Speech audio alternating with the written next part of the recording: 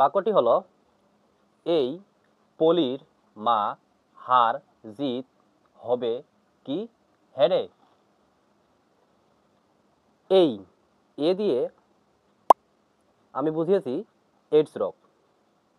এই এর রস্বই দিয়ে আমরা বুঝিয়েছি ইনফ্লুয়েঞ্জা। পলির পো দিয়ে বুঝিয়েছি পোলিও। পলির রো দিয়ে বুঝিয়েছি রানীক্ষেত। মা মা দিয়ে আমরা বুঝিয়েছি মামস। হার হারের হা দিয়ে আমরা বুঝিয়েছি হারপিস। জিত এর বর্গীয় জ দিয়ে আমরা বুঝিয়েছি জলাতঙ্ক ভাইরাসকে।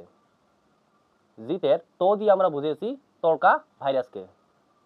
হবে হবের হ দিয়ে আমরা বুঝিয়েছি হাম।